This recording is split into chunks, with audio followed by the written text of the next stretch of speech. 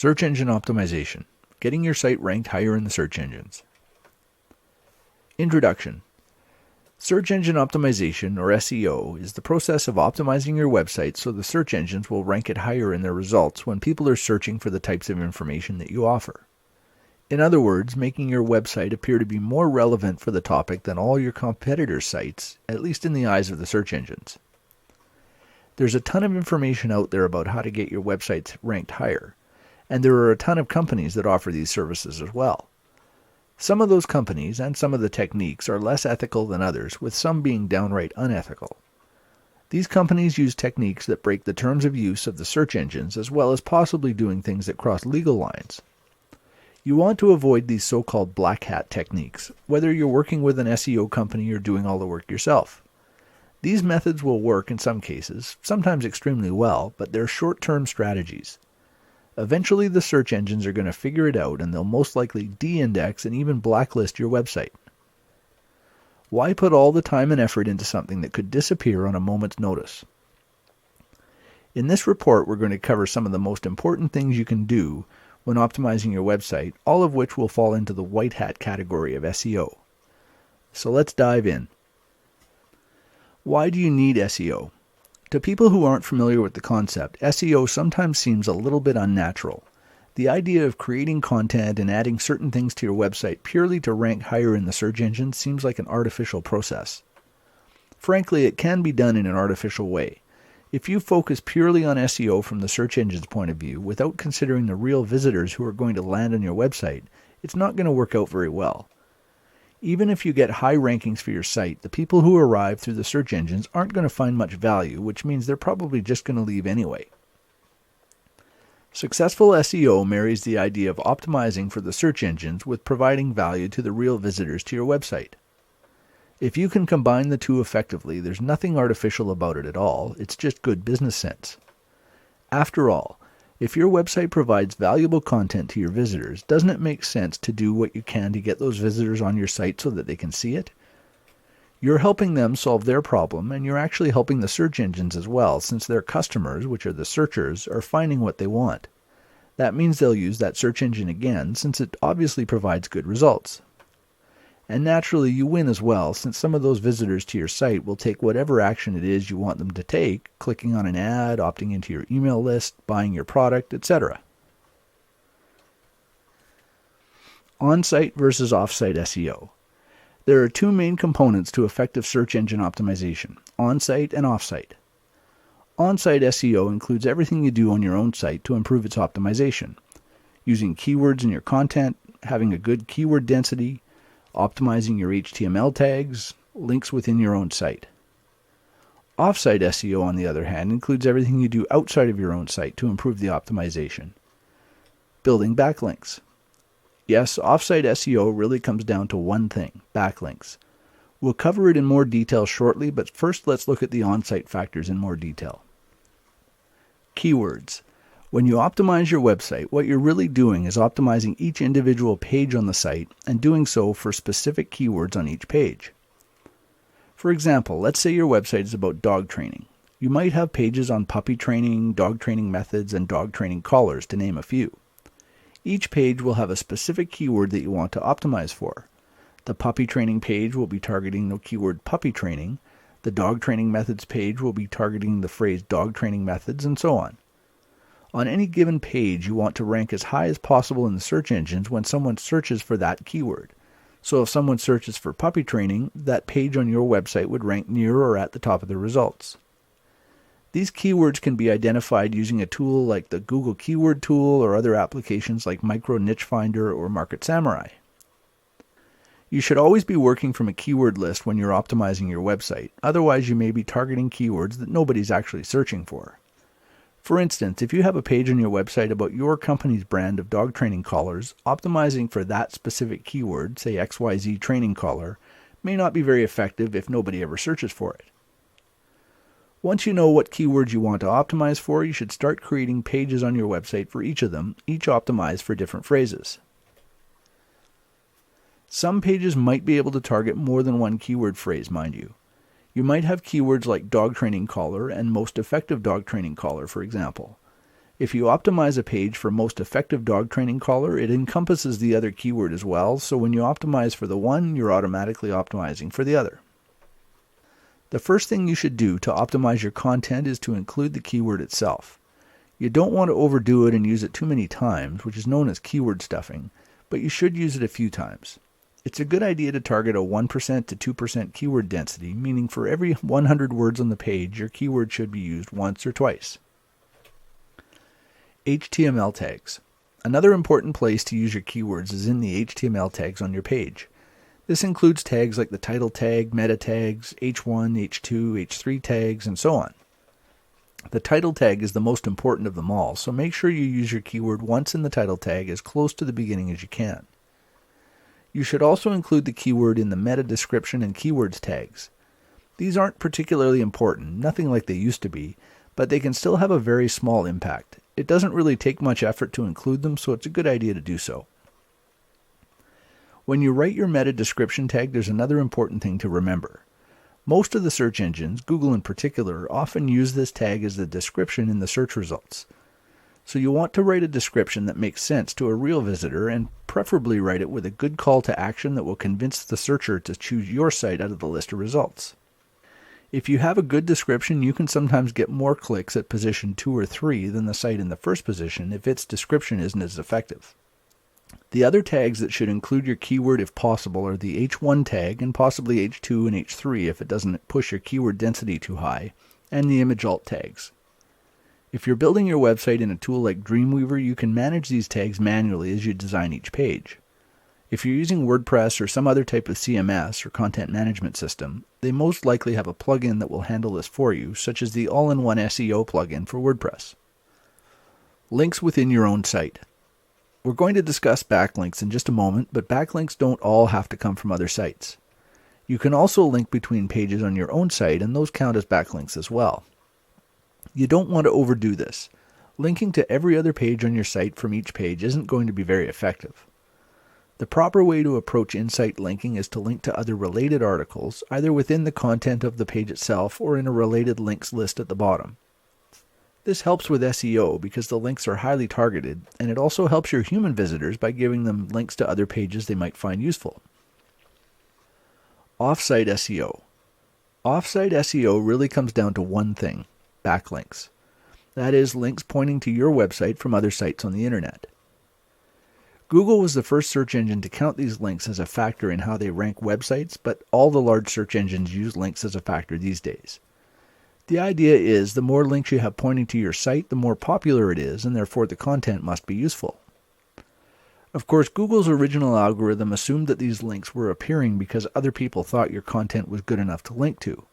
Building your own links kind of circumvents that assumption, but it's a necessary part of SEO. Hopefully the content in your website is good enough that other people will link to it as well, so over time you'll have a mix of links that you've built and links that have appeared naturally. Link sources. There are a lot of ways you can build links to your website. Some are easier than others, and some might even cost some money. But there are several methods that have worked quite well for years now and will most likely continue to do so, provided you do them correctly. Article marketing. Article marketing is probably one of the most widely used link building strategies simply because it's relatively easy and it doesn't have to cost anything. You submit articles to sites like ezinearticles.com and goarticles.com, and in exchange for the free content, they let you include a resource box at the end of your article with links back to your website. Over the last few years, there have been a lot of so-called systems that have recommended writing short, low-quality articles in large numbers to generate a lot of links back to your site. This strategy doesn't work very well any longer after Google's recent updates. But article marketing itself still works fine. You just need to make sure the articles you submit are high quality, with enough length to actually provide a good amount of information, usually 500 words or more. It takes more work, but frankly, taking shortcuts isn't a long-term strategy anyway. You're much better off to submit one 500-word article that will be live on the internet for years to come than to submit 3 or 4 200 to 250-word articles that might get removed if there's another shakeup with Google. Always think long-term when doing your link building. Social media. Social media sites like Twitter and Facebook have really taken off over the last 2 or 3 years. These have become powerful sources of backlinks, particularly if a lot of people are talking about your site and linking to it. You can seed this viral process through your own account, but when it comes to social media, you need to be providing some real value in the content on your site. People won't share junk, and the search engines know it. That's one of the reasons they're putting more and more weight on these social sites. If lots of people are sharing something, it probably means it's worth sharing, so by extension, it's worth having a higher ranking in the search results. At the moment, Facebook and Twitter are the two most powerful social media sites, but this is an area that can change pretty quickly. MySpace is a good example. Until Facebook came on the scene, MySpace was the 800-pound gorilla, and now hardly anybody ever mentions them anymore. Keep an eye out for new up-and-coming social media sites. If you see one that seems to be getting some traction, like Google Plus is at the moment, get yourself signed up for a profile and become active there as well. The sooner you get started, the better, since you'll have an established presence when the majority of people start signing up. Social bookmarking. Social bookmarking is another way to generate backlinks to your websites. It's similar to social media in some ways, but it's not quite as effective. The best way to use social bookmarking is to create some buzz for new posts on your site.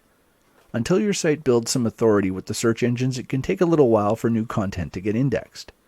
Creating some social bookmarks pointing back to your site can be a good way to get content indexed faster, and getting indexed is the first step to getting ranked. Free hosting. There are lots of places that you can get free hosting, such as Blogger.com, WordPress.com, and Squidoo.com. You're not building your own websites on your own domains in these places. Instead, you're leveraging their authority in the search engines for backlinks to your site. You can build pages or websites or lenses on these type of sites that include links back to your own websites. Some of them, like Squidoo.com, will even let you include an RSS feed, so every time you post something new on your site, those other pages get updated with the new links. It's never a good idea to use free hosting for your money site, the one that ultimately makes you money, but they're perfect for building links back to those sites. Some of the most effective free hosts include WordPress.com, Blogger.com, Squidoo.com, Scribd.com, and DevHub.com. Link exchanges. Link exchanges are considered old school with most internet marketers. These were originally direct swaps of links, usually found on a recommended links page or something similar. You would post a link to another site on that page, and the other site would post a link to yours on their links page. These type of link exchanges stopped being effective years ago, but that doesn't mean that link exchanges don't work anymore. You just have to be smart about it. You might swap content with another site, so you post their article on your site along with a resource box link, and they do the same for you. Or you can do a 3- or 4-way link swap. You link to site number 2 links on to site number 3, and then site number 3 links back to you. Blog commenting. Blog commenting can also be a very effective way to generate backlinks. Plus, if you do it effectively, you can even generate some direct traffic back to your website. The idea is to comment on other blogs in the same market as you and include a link back to your website from there. If you comment on popular blogs, you can wind up with a valuable link down the road a bit, since the pages on that site could wind up with really good page rank. It's important not to comment spam, however. Don't just leave useless comments like, "Wow, great post," and read the blog post and add value with your comment. If you focus on a handful of blogs and comment regularly, it can also be a good way to get noticed by the higher profile bloggers in your market. And if you write insightful posts on your own blog, they might even drop by and comment on yours every once in a while. The link in your blog comment can come in a couple of ways. When you leave a comment, most blog platforms ask for your name and a website URL. When the comment goes live, your name will be hyperlinked to the URL that you enter. Some people recommend using keywords as your name to get good anchor text links in your comments, but I don't agree. How likely is your comment to get approved when it's coming from someone named Dog Training Methods?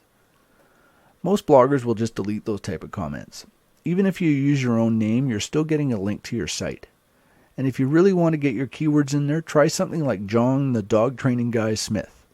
Some bloggers will still delete this, but it's got a better chance of approval at least. The other way you can get backlinks through blog commenting is through a WordPress plugin called Comment Love. Any blogs that use this plugin will add a link to the most recent post on your site to the end of your comment, assuming your website is a blog as well. Sites that use this plugin are obviously aware of the value of a backlink, so they're often good sites to target since they're more likely to accept your comment, assuming it adds value, of course. Paid links. Another way to get backlinks is to pay for them. There are services like textlinkads.com and textlinkbrokers.com that sell links on behalf of other websites. You can choose the page rank of the page your link is on, and in some cases you can even buy site-wide links, putting a link to your website on every page of their site. These links can cost quite a bit, particularly when the link is on a higher page rank page, so whether or not it's a good investment will depend on your budget and how well you can monetize your visitors. And keep in mind that the search engines don't like paid links, at least paid links that aren't labeled clearly as such. If they identify a link as being paid, they might discount it anyway, resulting in little or no value being passed. Another option for paid links is to set up private deals yourself. If you find a website that's ranking well and has some pages with decent page rank, you can always contact the webmaster directly to see if they'd be interested in selling you a link on their site. These type of arrangements are a lot harder for the search engines to identify, so they can be worth the extra work. Conclusion. We've covered some of the basics of search engine optimization in this video: on-site optimization, building backlinks, and backlinking strategies and sources. If you implement what you've learned here, you'll have better SEO than many of your competitors and will be able to outrank many of them with relatively little effort. And as you get more experience, you'll be able to expand on what's working for you and possibly even outsource some of the work so you're not spending all your time on SEO. Is Google the only search engine that matters? When people talk about SEO and natural search traffic, they're generally referring to Google. It gets the largest percentage of search traffic out of the major search engines, but should you focus purely on Google or spread your efforts out across all the different search engines? Google has held roughly 65% of the overall market share for search pretty consistently for the last year or more. Yahoo and Bing, the two main competitors, are both under 20%. On the surface, this would indicate that you should focus on Google for your search traffic. Those numbers don't tell the whole story, however. The search market share can vary from one market to another. It's not a hard and fast rule, but in general, Google tends to be used by searchers who are more tech savvy. So in markets that have more technical users, Google's market share can be high, even higher than the overall numbers. But in less technical markets, Bing and Yahoo often have higher shares than they do overall. This is particularly true for Bing because it's the default search engine for Windows users. There are a lot of people who just use whatever's included by default, so they use Bing. Another factor that you should consider is that putting all your eggs in one basket is never a good idea. Google is notoriously fickle when it comes to changing things, and even if your site is ranking well today, there's no guarantee it will continue. One little change in Google's algorithm could cause your rankings to plunge. If you focus on Bing and Yahoo to some degree at least, you'll have alternative sources of traffic if that ever happens. It's also important to consider some of the changes that have happened on the internet over the last couple of years. Sites like Facebook and Twitter have become extremely popular, and many people spend a large percentage of their time on them, particularly on Facebook. While these sites aren't search engines, they can still be very effective for driving traffic to your websites. And because they're harder to game due to their social nature, they're being used as a ranking factor by the search engines. By focusing some of your efforts on these sites, you can get the benefits in Google and other search engines while still diversifying your traffic strategy somewhat. SEO versus conversions. Search engine optimization, or SEO, is all about getting your site ranked higher in the search engines, especially Google. There are various strategies that can help you rank higher, both on-site and off-site. But no matter how high your site ranks and how much traffic you get from the search engines, you're going to need to convert those visitors if you want to generate any revenue with your site. And by convert those visitors, we mean convince them to take whatever action it is you want them to take. Clicking on an ad, signing up for your email list, liking your page on Facebook, or buying your product, and so on. You need to balance the need for SEO against the conversion rate of your page to be successful. That means optimizing the visitor experience as well as the SEO of your pages. Don't overuse keywords on your page to the point of making it unreadable for real visitors. Keyword stuffing is one of the most common mistakes people make, and frankly, it isn't necessary anyway. Years ago, when the search engines were still relatively new, whatever site used a keyword the most times often ranked the highest, but those days are long gone. It's also a good idea to include things that make your site more sticky, like video and audio content. A sticky site simply means your visitors stay longer, and these types of content will help. The search engines can identify when someone clicks on your site and then goes back and clicks on a different one.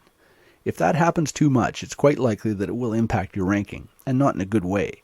So adding things that keep people engaged can ultimately help both your conversions and your SEO. You can also look at the conversion process as a multi-step strategy. The page that your visitors land on when they click on your site in the search results could be the first step in the process, perhaps convincing them to opt into your email list or click through to another page on your site. Once you get them beyond the initial page, you can focus much more on the conversion aspect and less on SEO, since it doesn't matter how high those pages rank or if they do at all. The only page that needs to rank highly is the landing page they hit when they first click through. Should you automate your backlinking strategy? Automation is one of the things that most internet marketers are looking for. If you can automate a task, particularly a repetitive, time-consuming one, it can free up your time for other things. In this article, we're going to look at some of the pros and cons of automating your backlink building. There are a number of ways to automate your backlinks, some totally automated and others just partially so. Article submission services or applications, blog commenting applications, blog network posting, and automated link exchanges. By automating these things, you can generate backlinks on an ongoing basis without having to constantly go searching for new places to link from. The biggest drawback to these automated services is the fact that they tend to generate links from places that aren't necessarily all that valuable. Take blog networks, for example. There are a number of services, both free and paid, that have a number of blogs where you can post with backlinks to your site. Some of them will take one article you submit and post it to multiple sites, sometimes even spinning the article in the process. But many of the sites it gets posted to may have little or no value. They're often set up purely to accept these free articles, and they have no page rank and may not even be fully indexed in the search engines. Those type of links really don't give you much value. In most cases, you can choose any two of these three things: low cost, easy, and high quality. High quality links that are easy to build will cost you more money. Easy to build links that don't cost much won't be very high quality, and high-quality links that don't cost much will be harder to build. Automated backlink building is often best used as one part of a larger strategy. You should continue building higher quality backlinks even though they take more time and effort, and use the automated services to supplement those links. You can even use the automated backlinking methods to build links to the pages where you're manually building links. For example, if you use article marketing as one backlinking strategy, use the automated systems to build links to your articles once they go live on the article directories. This will help increase the value of the links that point from your articles back to your own website. How to maximize SEO without turning away human visitors. SEO is all about the search engines, structuring your pages and links to get the most value in the eyes of the search engine algorithms. But getting high rankings is only half the process. Once you get ranked, it's real humans who visit your site. If you over-optimize your site, you can wind up with something that doesn't really help those visitors. In this article, we're going to look at some ways that you can accomplish both. The first thing to remember is that ultimately your site needs to be valuable to human visitors. The search engine spiders aren't going to make you any money, real people are. That means you need to be sure that the content is useful to the people who land on your site. If your pages are stuffed full of keywords and the content is barely readable, people aren't going to stick around for very long. They'll just go back and find another site that provides more value. Always write with real visitors in mind. Yes, you should optimize your pages for their primary keywords, but never at the expense of readability. Generally, you don't want to go any higher than 2% keyword density. That means you should use your keyword no more than twice for every 100 words of content, and maybe only once. Another factor in convincing people to visit your site is your title and meta description tags.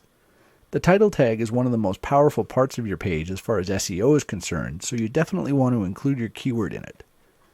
But most of the search engines also use that title tag as the title of your page in the search results, and they often use the meta description tag as the snippet of content that gets displayed in the search results. So make sure your title and description have a good call to action to convince searchers to click through.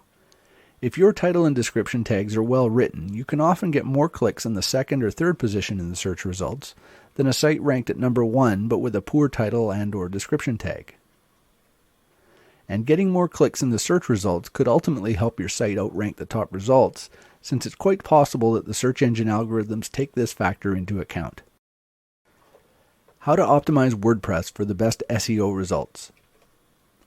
WordPress is a popular platform for building websites because it makes the process so easy. WordPress handles all the formatting and layout of your site so you can focus on the content.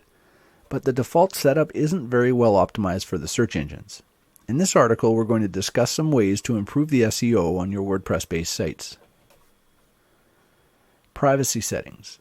The first thing you should do is check the privacy settings in the WordPress admin dashboard. You can choose whether or not to make the site visible to the search engines.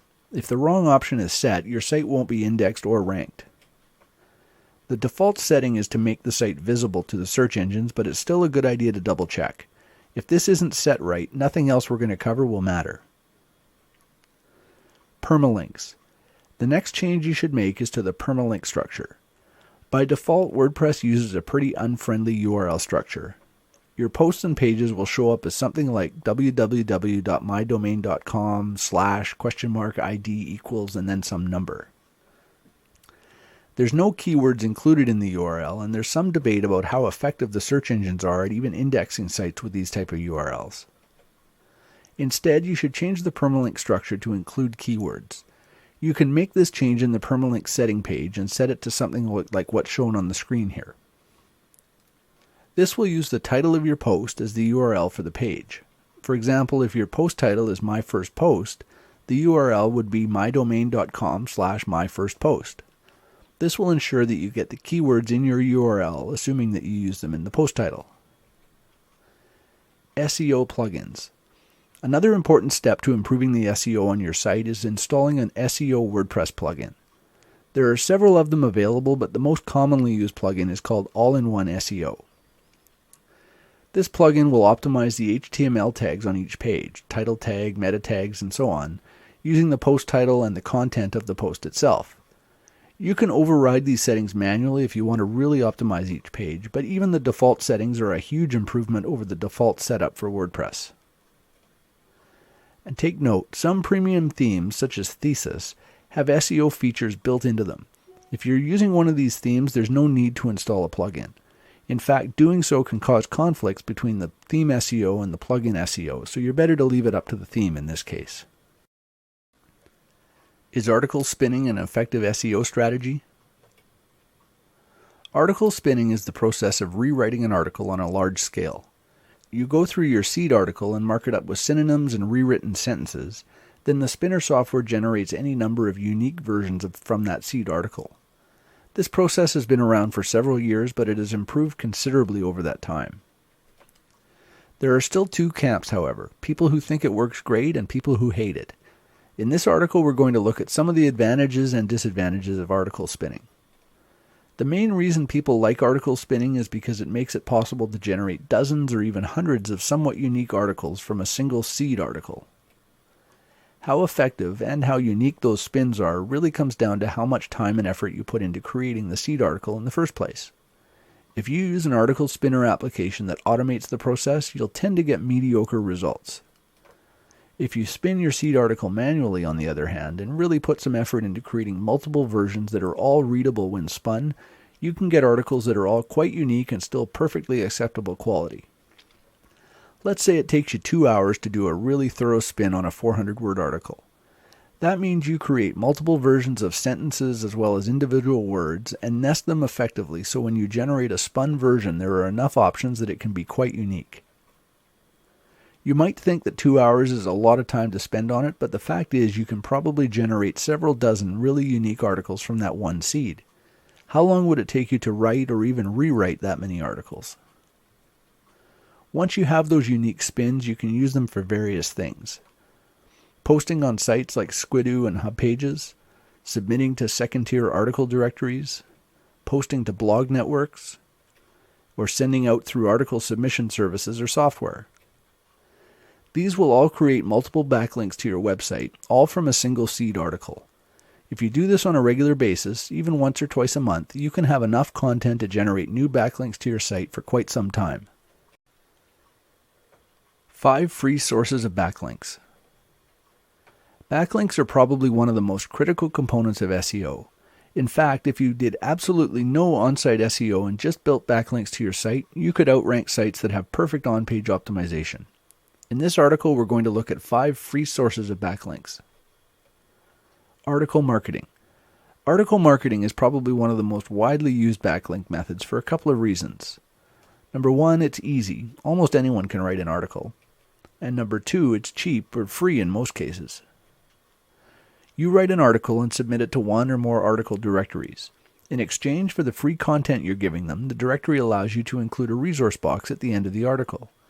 You can include one or more links in that resource box that point back to your website. Blog commenting. Most blogging platforms such as WordPress and Blogger let you enter a URL when you leave a comment on a post. Your name generally gets linked to that URL, so every time you leave a comment, you create a link back to your website. The secret to building links this way is to leave valuable comments, not just useless things like, "Hey, great post." Social bookmarking. Social bookmarking on sites like Delicious.com and Clipmarks.com let you add bookmarks to your favorite web pages so you can come back to them later. But those bookmarks also create backlinks from the bookmarking site to yours, so this is a good way to generate more backlinks. Free hosting. Free hosting sites like WordPress.com and Squidoo.com let you build pages about virtually any topic. You can build pages on these sites about the same topic as your own website and then include links back to your site within the content. Some of them, like Squidoo for example, will even let you add an RSS feed to your page. If your website is running on a blog platform like WordPress, you can add the feed to your Squidoo page so it gets updated every time you post a new article on your site.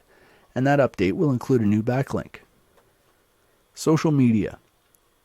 Social media sites like Twitter and Facebook are also very effective ways to get backlinks. Whenever you post an update to one of those sites with a link to your website, that update will get picked up by Google and the other search engines, resulting in another backlink to your website. Getting the most SEO bang for your buck from your content. There's a common saying in internet marketing, content is king. This means that good content is ultimately the most important thing, since without it you're going to be hard-pressed to convince your visitors to take whatever action it is you want them to take once they reach your site. In this article, we're going to look at some ways that you can get more leverage from your content. Let's face it, creating content can be challenging. Whether you're writing articles, making videos, designing images, or creating any other type of content, you're probably going to be faced with writer's block at some point or another. One way to minimize this problem is to get more mileage out of the content you already have. There are a number of ways you can do this. Repurposing content. One of the most effective ways to stretch your content is to repurpose it into different formats. If you have an article on your website, you could record an audio version or create a video with a PowerPoint presentation. The content's the same, but because you have multiple formats, you can post them in different places such as YouTube or iTunes to get more exposure. These repurposed versions can also link back to your website, which can help with SEO as well. Rewriting content. If you use article marketing or free hosting as a backlink strategy, you have to write even more content. Rewriting content that you've already created is a good way to simplify this process. It still takes some time and effort, but because you're not having to come up with completely new ideas for content, it can be a lot easier.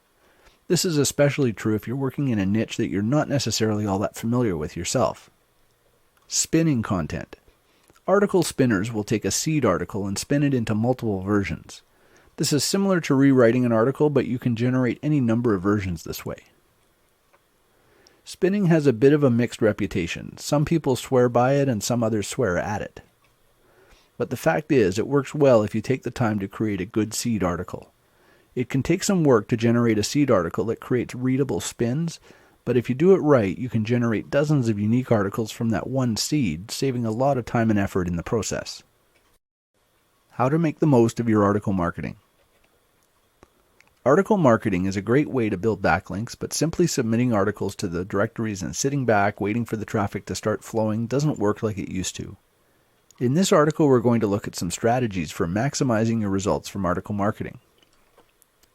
First, the landscape of article marketing has changed quite a bit over the last few months. Google's Panda update hit most of the article directories pretty hard, and they've really clamped down on their quality requirements as a result. 250 to 300 word articles that are really just reworked content from other places just won't cut it anymore.